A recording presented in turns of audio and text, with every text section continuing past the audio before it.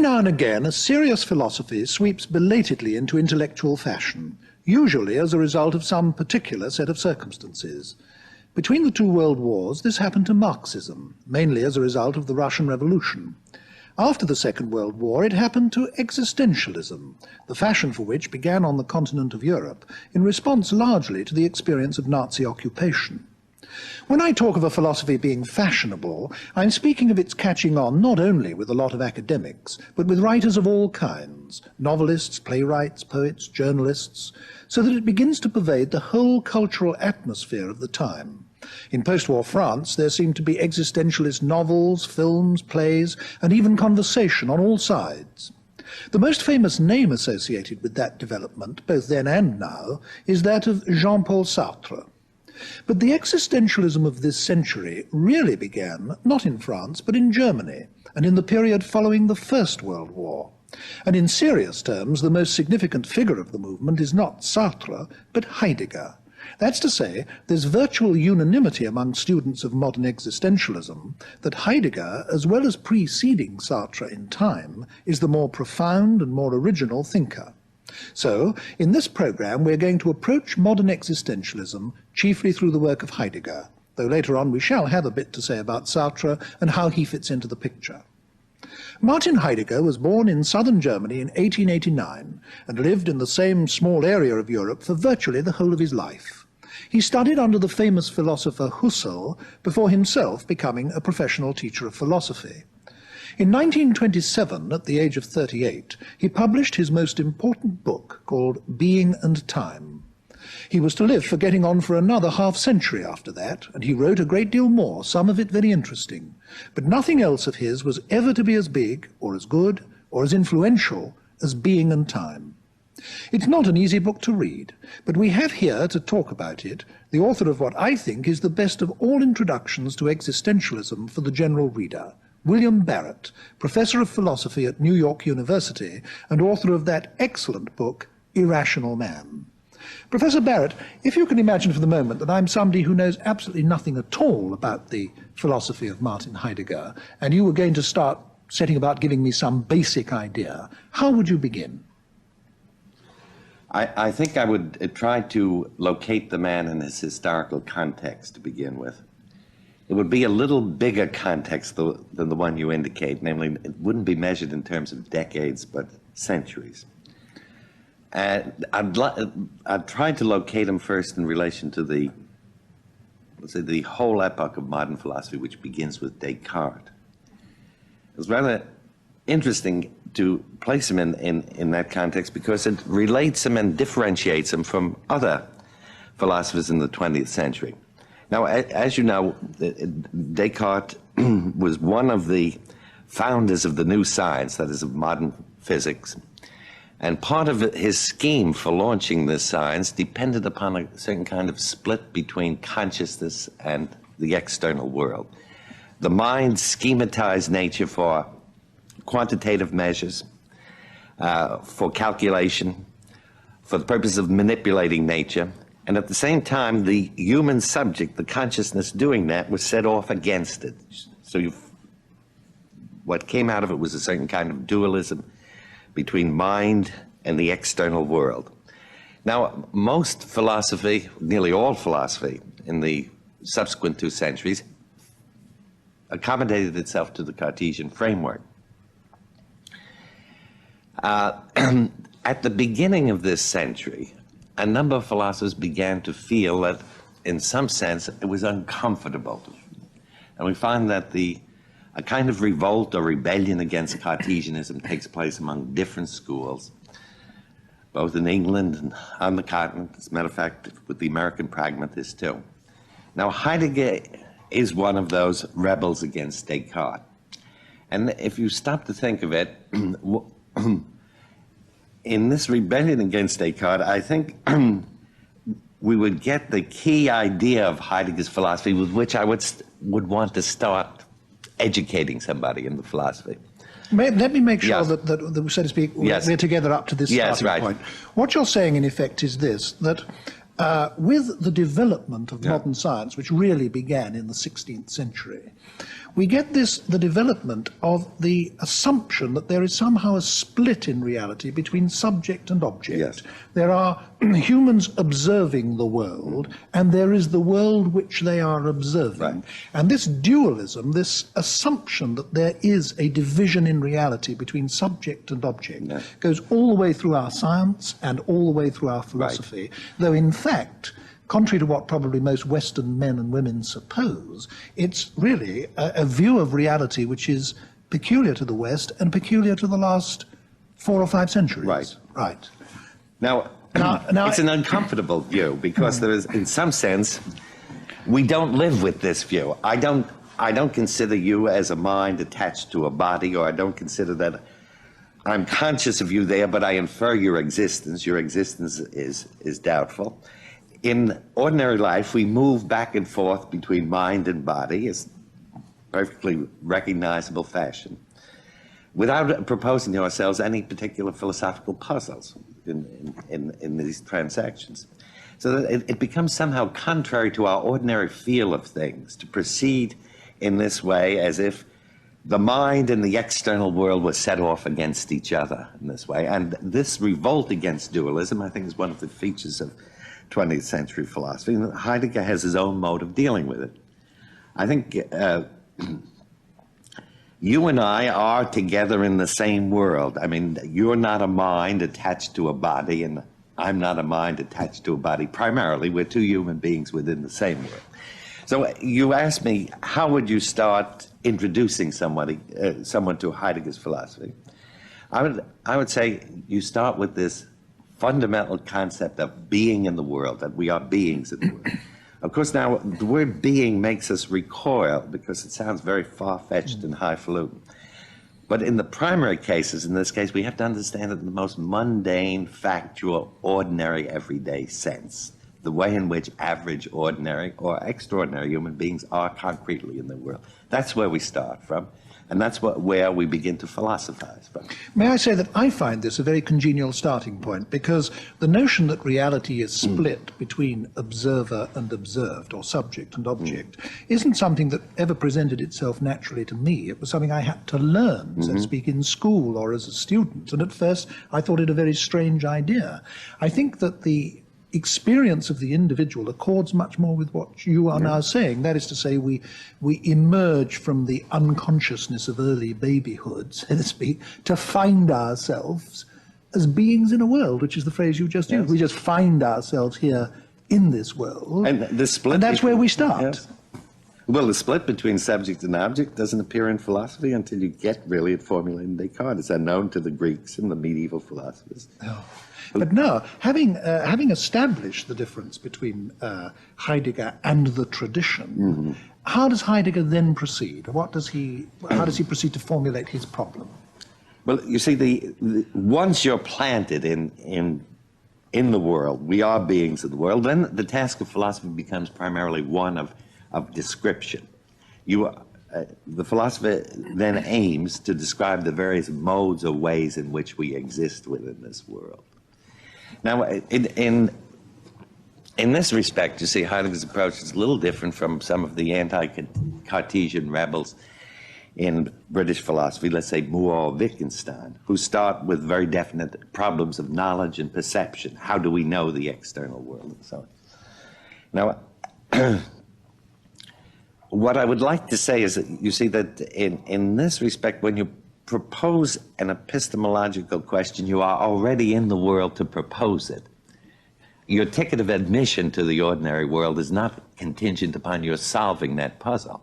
When you say epistemological, you mean anything to do with the theory of knowledge? Knowledge, or belief, problem perception, knowledge. Yes. and so on. Yes. So that knowledge is simply one other mode of our being in the world. And the various modes in which we are in the world. I mean, some of them are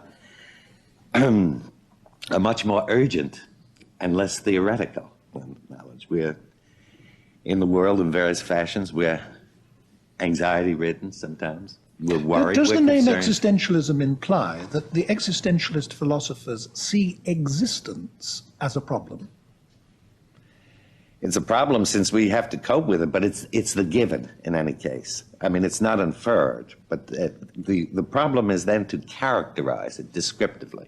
I think it's quite important to emphasize, apropos of Heidegger, that his aim is descriptive. He is not a speculative metaphysician. He's not erecting any abstract speculative theory about what ultimate reality is. If his ideas stand or fall, they stand or fall in terms of whether they adequately describe, you see, our actual experience. Would you agree with this formulation, that throughout the history of Western philosophy, the central problem, really, of our whole philosophical tradition has been the problem of knowledge.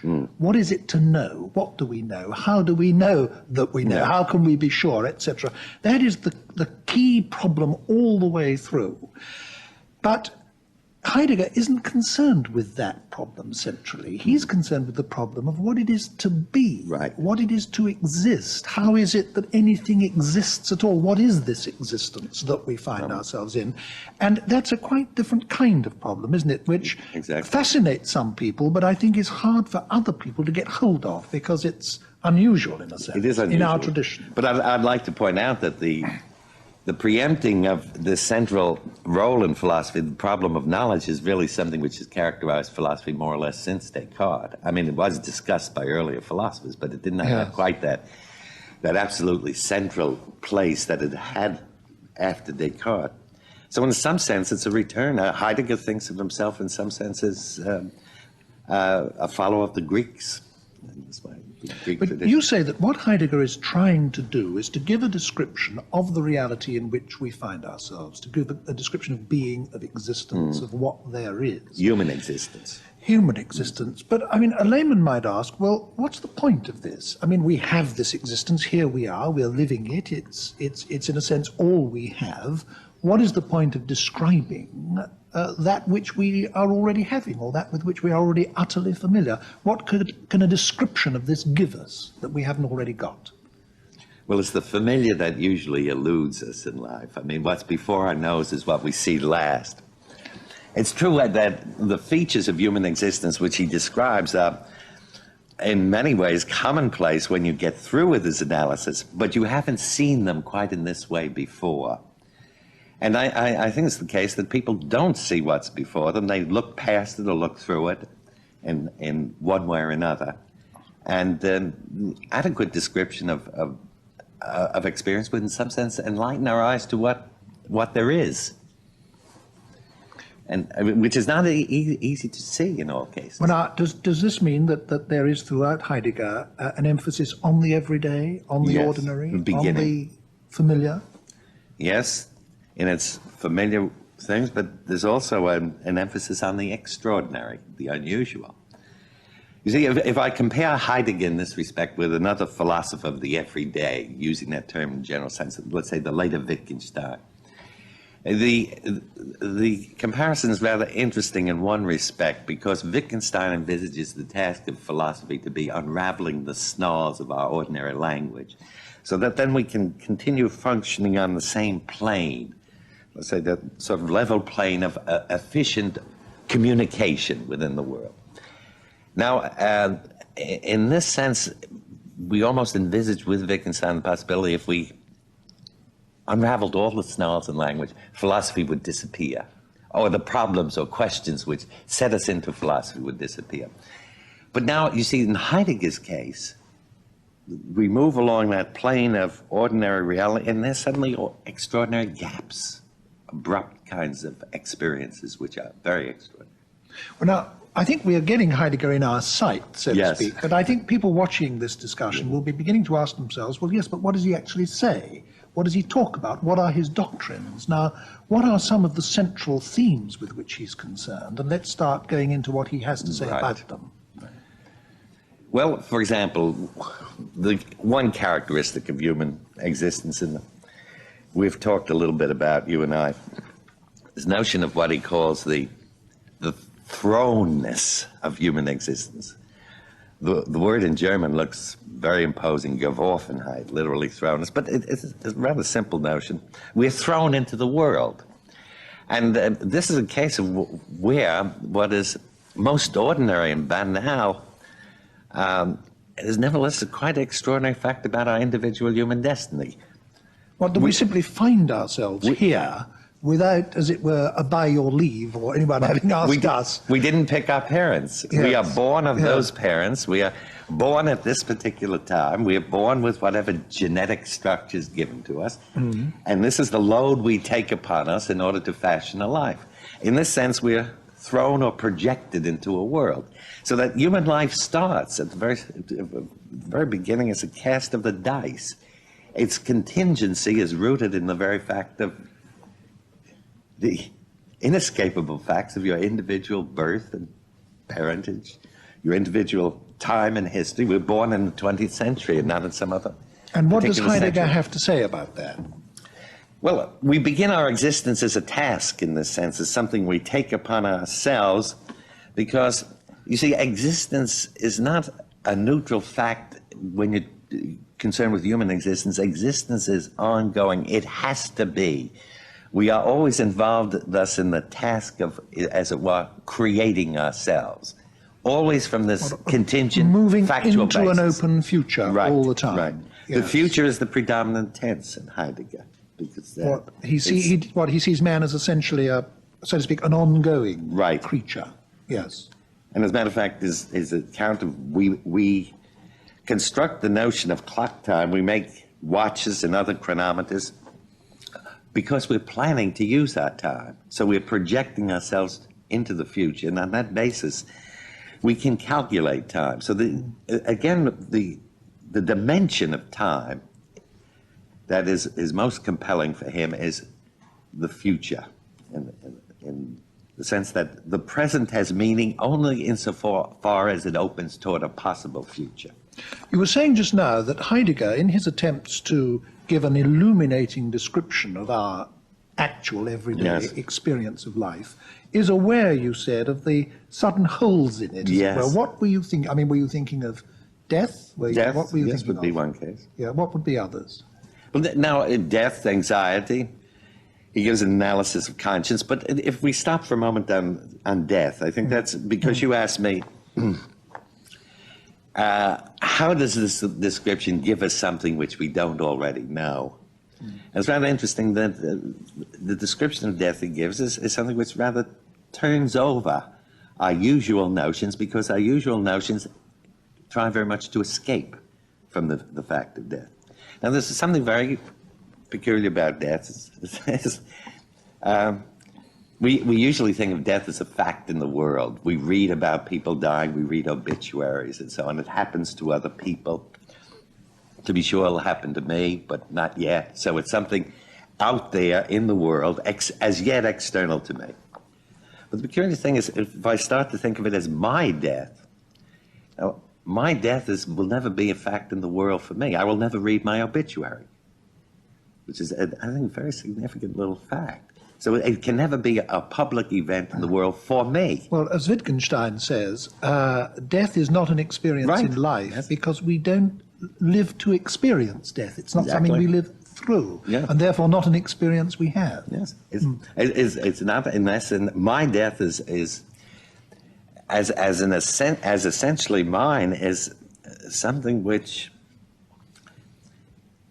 cannot be an event in the world for me, but it's a compelling possibility for me now. I mean, the meaning of death is that it is a present possibility. I may not be at any time. The meaning of death is that it's the possibility of not being, or it's, as he puts it, it's the possibility which cancels all my possibilities. Now, in this sense, it's the most extreme of possibilities, but his point is, once you realize that this particular possibility inhabits your existence, it's sort of the warp and woof of it in some way, that you can either collapse and scurry away from it in fear, or you can face up to it, and then you ask yourself the question, there is that possibility. In the face of that possibility, what meaning does my life have? See, I think for Heidegger, he would agree with Tolstoy that the fundamental, or at least at this stage of Heidegger's thinking, he would agree with Tolstoy that the fundamental question that the philosopher, as well as every man, has to put is this: since there is death, what meaning does my life have? And that, I think, is where suddenly, if you think of death as this interior possibility, it takes on a new dimension from what it ordinarily carries. You see, when we refer to so-and-so died and so-and-so died and so on. I must say again, this is something that I find deeply congenial. Although I was trained in philosophy in an entirely different tradition from this, everything you're saying makes very much sense to me. Yeah. I have very strongly this feeling, and I suppose large numbers of people must have it, that our everyday life is at one and the same time sort of banal and over-familiar and platitudinous, and yet at the same time mysterious and extraordinary. I have that double feeling about life. And I certainly have very strongly the feeling that in the face of death, one wants to seek some meaning in one's existence. Now, having reached this point, does Heidegger call in aid a traditional religious explanation of existence, or what does he do? No, he has no answer. All he's pointing out is the structure of human existence, or the framework within which one has to pose these questions. He's showing that this is a dimension of human existence which has to be faced. What answer you give to the question, what meaning do I have, will depend upon the particular individual. I mean, Heidegger has no ethics in this sense. One feature of human life which he does draw a great deal of attention to, in addition to this, what you called Geworfenheit, the fact that we are flung into it and find ourselves in the middle of it, is the finitude of it, isn't it? I mean, not only do we just kind of wake up in the world and find ourselves here, but the whole situation lasts a very short time. I mean, we've scarcely got used to finding ourselves here, then it all stops again. And the fact that it all stops again is, for most human beings, as you were just saying, very frightening and very alarming. How does he recommend that we proceed from there? No recipes. The point is, he points out that whatever decision you take to give your life meaning or to encounter death, it is the human condition that must be faced in one form or another. And perhaps, I mean, he doesn't say this, but there's suggestion of Tolstoy and others that perhaps all philosophy is a response to this question of death. Socrates remarked that all philosophy is a meditation on death, which we might interpret liberally in this fashion, that man wouldn't philosophize if he didn't have to face the fact of death. If we were all Adam living eternally in the Garden of Eden, we just saunter along and ruminate about this or that, but not any serious philosophical issue. One thing that Heidegger and the existentialists face, which I think previous philosophers didn't face, is the fact that our knowledge of death induces anxiety. It's terrifying. We're frightened when we try to look in the eye the fact that we are going to die. And so anxiety in the face of our own finitude or mortality becomes one of the central themes of existentialist philosophy, doesn't it? And I think it's important to see that this places what I consider fundamentally a sound and healthy assessment on the fact of anxiety. Anxiety is sort of led a checkered career in modern culture. I mean, it became fashionable a few decades ago. Remember when Auden wrote his book, The Age of Anxiety? Well, it seemed to be the thing that was fashionable. It was the in thing. People went around cultivating their anxieties and so on, which is rather silly, because if we've followed our previous description of death, we realize that anxiety is there anyway. As a matter of fact, anxiety is simply our human existence in its contingency coming to the level of consciousness. It is the sheer contingency of human existence sort of vibrating there through it. On the other hand, you see the other modern attitude, which is partly the result of our being a technical society which commands certain instruments. We have a command of drugs or remedies of various kinds. We imagine that there should be some instrument or means by which we can simply press a button and get rid of our anxieties, that they're not something which have to be faced and lived through. And I think either extreme is rather unfortunate. It is simply part of the condition of being human. And in a certain sense, at one point, Heidegger says, well, there are all sorts of modes of anxiety. And in some forms, it has the kind of peacefulness of a creative yearning. If we weren't anxious, we would never create anything. But man's attempt to evade, to, so to speak, run away from his own anxiety, to evade the reality of his own mortality, leads, doesn't it, to the next existentialist theme, namely alienation, that we avert our eyes from the stark reality of our own existence, and in a sense, cease to participate in the realities of our own existence. Now, this is something that existentialist philosophers have a great deal to say about too, and another term like the term anxiety, which has become much misused by sort of fashionable and trendy writers. Yes. Would you agree with that? Yes, as a matter of fact, alienation is unfortunately one of the terms that's been tossed around, so that if the word is used, people will say, oh, that boring subject, you see, because it's not. But it does happen, nevertheless, to be one of the deepest themes of modern culture.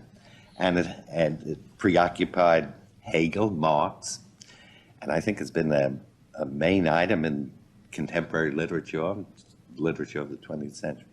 Heidegger's point, you see, perfectly validated the mere fact that we have a civilization which has a great deal of means of information at its disposal, so people know what's in or what's out, what's going. So the word alienation is tossed around. And the mere fact that we make it into an empty banality, in a sense, promotes our alienation. It's one of the causes. I mean, one way of escaping anxiety is not to take it seriously, to make it frivolous or trendy or... Yes. Well, he's alienated, so what? Yeah. But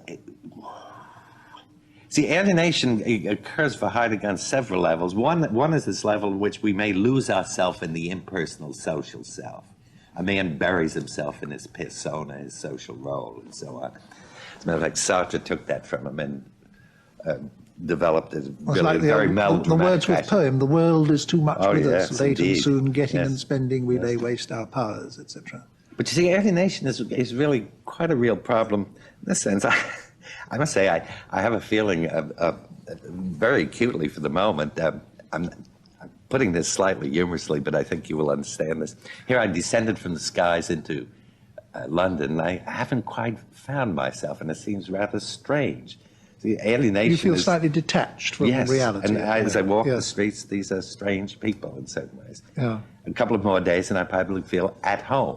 Yeah. Fundamentally, the word alienation, of course, means something someone who's we all feel like that in strange cities, but some people feel like that in the world, don't they? Yes, permanently. They inhabit their own skins as strangers.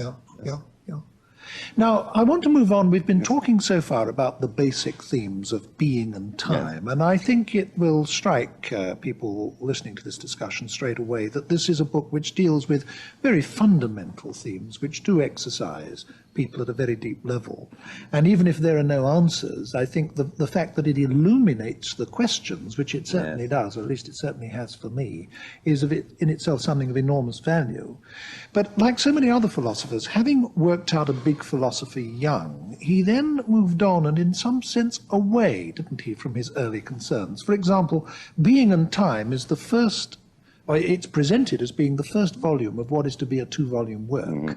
But the second volume never came out. So all we ever have is this first half of a book. Why didn't he finish that initial program? And why did he then go on to do unexpected and unforeseen things? This is the subject of both discussion and speculation. It turns out from recent information I've had just a month or so ago in the United States that Heidegger has left the manuscript of the second part, which he himself. So it does exist and it will be published. I don't know. It'll be published as a kind of a Nachlass of something he's left behind, but I don't think it was publishable. I myself tend to think that I know what he was going to say in that, and he said it in his book on Kant and in a few essays. But then there occurs this thing which is the Heideggerian scholars call the Kehre, the turn. He felt in some sense that in Being and Time, he had riveted his attention too exclusively on man, and that this philosophy was a a powerful form of humanism, but there was no systematic grasp of what the human being is rooted in. And of course, the world of nature, you mean, the material world. The cosmos. Yes, the cosmos. In a sense, yes. You see, in the sense, Heidegger, I would say, is a fellow of Parmenides. You see, this Greek sage who had this electrifying idea of, you see, the all is one. For the first time in human history, the notion of the totality of being as one thing, you see, to which we have to relate ourselves in our thinking. And Heidegger's written about Parmenides, but now in this sense, he feels that precisely what has happened with modern culture is we've lost those cosmic roots in a way, that we've been detached from the sense of our connection with the whole or the all. Why should this have happened specifically in modern culture? Isn't it part of the human condition as such? It is part in the sense that man is a being who flies away from truth even as he pursues it. But I think one of the reasons it happens specifically in modern culture is, of course, we build up a much more intricate technical society. We're more encased in the sheer human framework of things than people were at one time. Simply because we live in a much more complex, complicated We live in an air-conditioned nightmare, to borrow the term of Henry Miller. But we live more and more in a man-created environment, if we consider it all down the line, from our air conditioning to everything else. And our urban complexes, I mean, I can't help but think, coming to London, that London is a very different city from Shakespeare's London, which existed that much closer to the countryside. You could probably, very shortly walk out. And so on. Well, what are the main themes, then, of the later Heidegger, as distinct from the earlier? Yes, well, you see, the later Heidegger is not systematic, or not even systematic in the way in which he attempts to be in Being and Time. The later Heidegger is primarily, or not primarily, but very centrally concerned with the problem of poetry and art.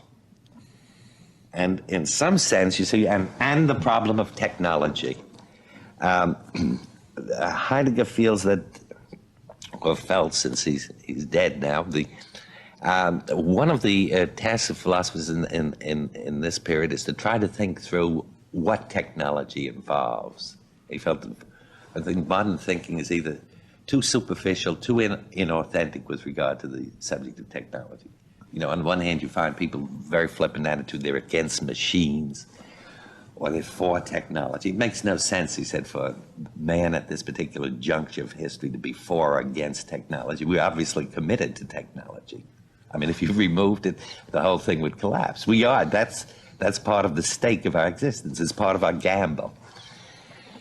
On the other hand, you see, there is a point which I think the atomic bomb has brought forth for human consciousness generally, that technology has drastic possibilities. Hitherto, people had protested against it as local nuisances or causing unemployment, sabotage, and so on. But the notion that suddenly mankind could self-destruct suddenly showed us the fearful possibilities within the technical complex. And now Heidegger was concerned with thinking through where in the historical destiny of man the roots of his technical being lie, and where it may possibly be carrying him, you see. But how does his concern with poetry relate to his concern with technology? Unless he sees these as two opposite sides of the same kind. They are opposite. Because the thing, well, as you well know from other branches of contemporary philosophy, there's a certain disposition on the part of some philosophers when they're examining language to treat it as a calculus. It's an instrument which can be manipulated and controlled. It's a formal calculus and so on. And in this sense, this represents an extension of technical thinking, you see, even to the domain of language. Now, the thing about a poem, in Heidegger's view, is that it eludes the demands of our will. The poet cannot will to write a poem. He cannot will it. It comes. And actually, we as his readers can't will our response. We have to submit to it and be passive to it. You see, what Heidegger connects the technological scent of this civilization is with its Faustian will, which becomes eventually the Which goes Nietzschean right will, back the will again to power. man's determination to Right. master nature, Right. which is the basis of our whole modern Exactly. culture, modern Exactly. technology, modern science, and so on, which Yes, he I is would- in rebellion against. And I think the key quotation here would be Francis Bacon. We must learn, who is really a prophet of the new science in this respect. I always think of Bacon in this respect as being a publicity man for the new science, but a publicity man of genius. He says, we must put nature to the rack to compel it to answer our questions, which is a very dramatic way of endorsing the experimental method. But now you stop to think, you know, even if we put poor nature to the rack, poor tortured nature, we have to listen to her responses. We have, in some sense, to give ourselves a be receptive. There's a point at which our twisting, you see, has to submit to whatever is there to be. This really does Yes, sir. represent a basic break with the tradition, doesn't it? Because even, as it were, revolutionary philosophies within the tradition, like Marxism, for example, take it for granted that the conquest of nature is man's business. It's what human life is all about and what social life is all about. I must say that, speaking just purely personally for a Yes. moment, that in all the preparation that this television series has involved me in, the preparation I've done for this discussion and this program has taught me most, because I've found in Heidegger, who I knew very little about before, all kinds of illuminating insights in these very fundamental themes we've been discussing. And that being so, this is leading me to the point I want to put to you. I can't help wondering why it is that other philosophers, including very able and prestigious ones like A.J. Ayer or Karl Popper or Rudolf Carnap, all sorts of people, pour scorn on Heidegger and the kind of philosophy that he's trying to do. They dismiss it, they've dismissed it in their published writings as nonsense, rubbish, garbage, it's all a lot of rhetoric, it's all a lot of words. It seems to me you've only got to read the stuff for 5 minutes to see that it isn't just all a lot of words. Now, why has it been so derisively dismissed by so many such able people? Well, I don't want to make an invidious remark about philosophy and the state of philosophy, but there is a certain kind of professional deformation. A man has a certain vision, and he carries with this sort of blindness to somebody else's vision. I think one of the things is that Heidegger's vocabulary, you see, is initially rather jarring. And but I think if you read him in German, he writes a fairly straightforward German. And certainly if you compare his German prose with that, let's say, of Hegel, it seems to me Heidegger's lucidity itself. But I think what we do find in philosophy is that there's a certain prejudice for certain chosen vocabularies. Now, you mentioned Carnap. I was a student of Carnap for several years, you say.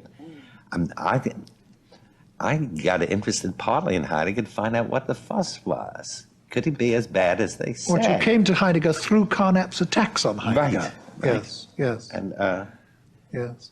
And when you read Heidegger, you discovered that I he got wasn't as bad interested, as they yes. said. Yes, yes. But- So, Professor Barrett, when I was introducing this program, I promised our viewers that we would say something about Sartre. And I think that before we come to an end, I really do want to ask you if we can move on to him just Yes. for a moment.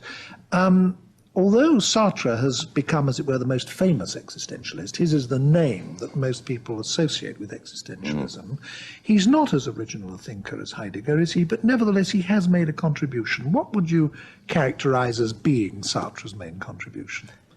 Well, there are a number of ways which characterize that, but I'd like to contrast them first. Perhaps that might point the direction which his contribution has come.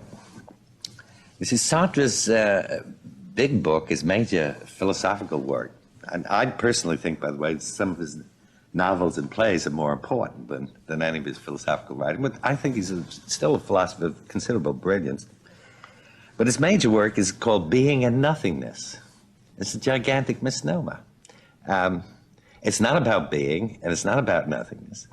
Sartre doesn't have much of a feeling for being. Whatever one may object to in Heidegger, one has to acknowledge that man is really saturated with the sense of being in some sense. What Sartre's book is about is really the kind of melodrama of two Cartesian consciousnesses. And naturally they are Cartesian because he's French. Every Frenchman is a Cartesian, I think, when he's pushed far enough. And these two consciousnesses never understand each other. That is, they are two subjectivistic minds who misinterpret each other. I, as subject, impose upon you and convert you into an object and so on, and you reciprocate. And so this fiendish dialogue of misrepresentation goes on, and misunderstanding and so forth. In the end, it becomes impossible for us to communicate sincerely. This big book of Sartre is really a book on the problem of sincerity, which is the staple, I think, of French literature, from Montaigne right through Molière and Proust and so on. Now, but to come to you see, Sartre's then most famous positive doctrine is its notion of liberty, and it's the doctrine which actually, I think, caught on most in the public eye. That as human beings, we have an absolute and total freedom. Nothing prevents us at a certain moment from doing some very precipitous and dangerous thing. I am in the literal sense free now to take all my clothes off or go and jump out of the window, or I can actually do these things. Yes. And one thing Sartre keeps stressing is that by pretending that I am not free to do them, I'm falsifying the reality of my own situation. Yes. So I stand on a precipice at any moment and I can hurl myself off it. And in this sense, the characteristic of this total freedom is that it's vertiginous or dizzying. And he carries through this metaphor of standing on a cliff and having this dizzy sense of being able to cast yourself down. Nothing prevents you. Isn't he right to dramatize in this way the fact that the realities of choice which we have in life and the realities of freedom that we have in life are in fact much greater than we ourselves wish to face for most of the time? Except now, here's where you see, I think, Heidegger has an insight which is beyond him in this respect, because the individual who hurls himself into this precipitous choice may, in tearing off in that sudden direction, remain utterly as blind as when he started. You see, it's rather curious that Heidegger's view of freedom is a very quiet one and subtle and soft. Our fundamental freedom is the freedom, if we can manage it, to become open, to let truth happen. And most of us in our lives are shut off in our personal lives in one way or another, doesn't matter which, from truth in our dealings with other people. We have resistances which can't be breached and so on. But sometimes there's a fissure in this wall that shuts us off, and we are able to let be. We no longer seek to compel. You see, the whole of the later Heidegger is really a prolonged attack on the will to power as characterizing Western civilization. An attack on this urge we have to dominate nature, and even, dominate our environment. And even dominate our own personal lives or dominate other people. The view being that you only really understand reality when in some sense you submit yourself to it. Summing up, Professor Barrett, taking Heidegger and Sartre, and indeed the whole existentialist tradition together, if you were asked to say, well, now, what contribution has this made to human thought in our time, what would you stress? What have we got from it all? I'll stress an academic point first, and then the more important human point following. I think from the point of view of the history of thought or the history of philosophy, existentialism has brought forward a kind of re-evaluation of 19th century thought. For one thing, it has exhumed Kierkegaard, who was virtually unknown in English-speaking countries. It's established him as a major thinker. I don't know whether you'd call him a philosopher, but a thinker of considerable proportions and power in the 19th. One of the major figures of the century. As a matter of fact, Wittgenstein said of Kierkegaard, he thought he was the greatest writer of the 19th century, which is rather interesting. Wittgenstein had discovered Kierkegaard quite early, before existentialism. It toward the end of the World War One. But the second point, I think, that's made people aware of the fact that modern society tends to depersonalize to a certain extent, that it gets larger and larger, more intricately organized and so on. And that the problem of the person, the individual, as a unique being who cannot be completely assimilated into any framework, whether it's bureaucratic or conceptual or systematic, something of him is left out. I think this kind of emphasis is what it has brought forward, I think, most powerfully. Thank you very much, Professor Barrett.